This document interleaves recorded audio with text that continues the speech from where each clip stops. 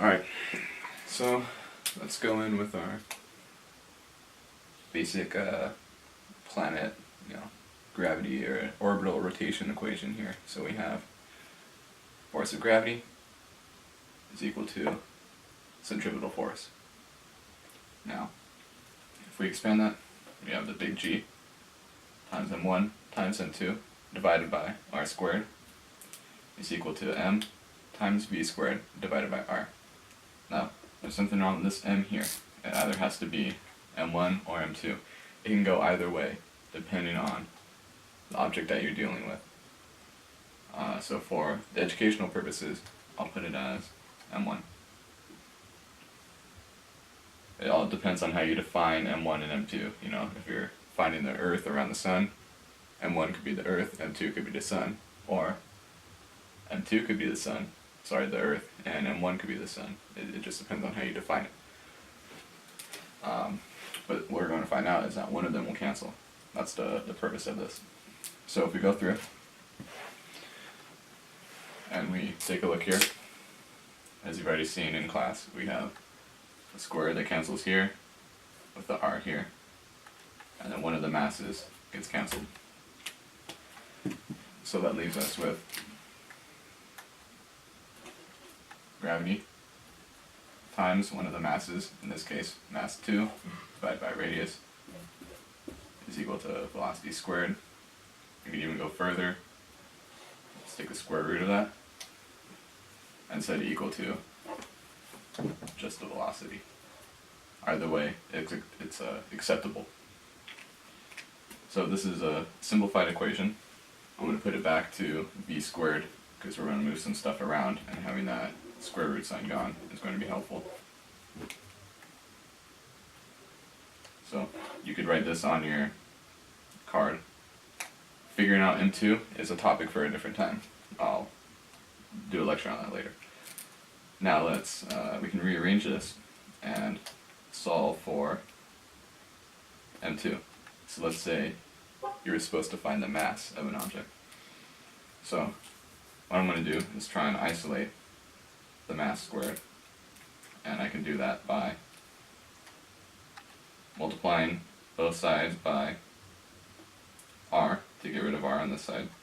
So that leaves me with g times m2 is equal to velocity squared times r. And now, what I can also do, this is kind of crooked here, I gotta get rid of this g, so I divide both sides by g. I end up with mass, the second mass, equals the velocity squared times the radius divided by the gravitational constant. And this is how you solve for the mass of an object. So let me put a box around these. So here you have solve for velocity, solve for mass. You're always going to know what g is. So the last thing we need to figure out is radius. What if you're asked to find the radius? So we'll go back to this equation here. To get r on a side by itself, what I'm going to do is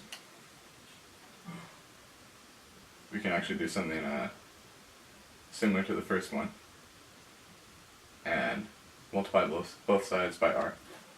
So you have g times m2 equals v squared times r. Divide both sides by v squared. G times m2 divided by v squared equals r. And that should be the equation for the radius. So now you have all three variables here. You can add these to your note cards, write them down. Again, you'll never need to find g because g is always given 6.67 times 10 to the negative 11th Newton times meter squared divided by kilogram squared. So with this in mind, let me move on. Alright, board's erased. We got the big boy equations out of the way.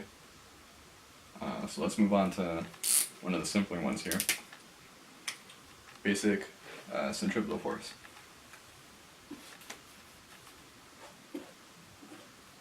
Fc is equal to mass times the velocity squared divided by the radius. Alright, so in most situations you'll be given all the variables except for one, and that's what you're going to have to figure out. So you can always just plug them all in. Say you have to solve for r, just plug in all of these and then move it around in the middle of the equation. But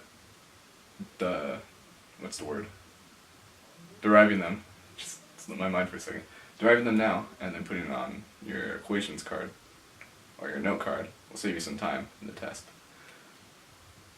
So this equation right now is set up to find centripetal force. So this will be an equation that's asking you, find the centripetal force being exerted on an object that's being twirled around in a stream, and then it'll give you the speed of the object being twirled around, the radius of the stream, and then the mass of the object, and then we can find the force. Let's say they ask you to find the mass of the object. So we'd have to do some rearranging here. And it's important to understand how to rearrange these in the event that you're given an equation that I'm not going over, and you have to rearrange it to figure out for a certain variable. So we're looking to isolate m, and the first plan of action I see here is to get rid of this r. So I want to multiply r on both sides, giving me fc times r equals m times velocity squared. This is a fairly simple equation. So now, just to get m, what do? Divide both sides by velocity squared, right? Because it's being multiplied, so we do the opposite to both sides, and then the velocity squared will cancel out here, but I can write it out if it makes it easier. Divide both sides by velocity squared. It cancels. Up here, it stays, so I end up with fc times r divided by velocity squared will equal the mass. And so if they ask you to find the mass, you can use this equation. I'll put a box around that. Okay, let's move on to finding another variable. Fine. I'm going to box this one up here. This is the base equation finding centripetal force, Fc. Now let's say you're asked to find r. So we'll go over here. My first step in isolating r would be to do something like this. I follow this setup. So actually, I multiply r both sides, getting rid of it here, adding r over here. So we end up with this same setup. Now from this, I'm going to divide both sides, this time by fc. And that leaves me with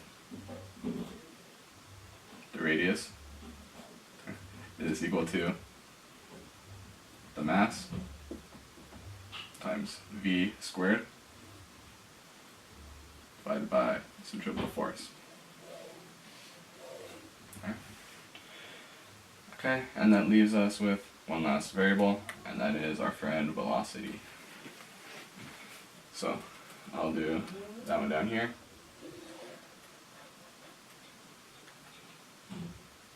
How would I start this? Same thing as the other equation. I'll go to fc times r equals m times v squared. Now you may be asking me, Eli, why do you always seem to follow this setup here? The reason for that is because getting rid of the denominators is generally a good option to follow if it's possible. I mean, if you have denominators on both sides, and you got fractions within fractions, complex fractions, that's obviously probably not going to be an option unless you magically get things to cancel out. In this case, however, I only have one fraction, and I can easily get rid of the fraction, and now all my variables are in a nice line. So if I want to move something around, I can just divide it, and then sure, it will bring back the fraction, but with this setup here, I have one of each variable on each side. So I can find any variable right now just by dividing. If I divide both sides by r, I'll find fc. dividing both sides by m will give me v squared. And that's what we're trying to find right now. So let's divide both sides by m. And here and there, the m cancels. And now our fraction is back, but don't worry, because this is the end of the equation. It's fine to have a fraction in the end, especially if it isn't, a big one like this. It's equal to v squared. And then you could simplify this further by taking the square root of both sides, equal fc times r divided by m. This is all square rooted. That'll equal velocity. So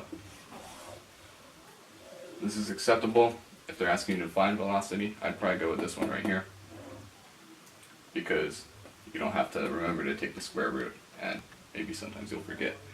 Right here, you see the square root sign, or the bar, nice and clear. It's not going to be a problem. And I believe that is all of the equations that need to be covered. Again, if you have any questions regarding the video or the lesson, I sit around doing nothing all day, so I'm able to answer them. And I kind of know what I'm talking about here too, so please don't hesitate. The goal is for you to understand this material. If you walk away learning something new, or your mind is seeing this more clearly, then I've done my job. Alright, have a great day, great night.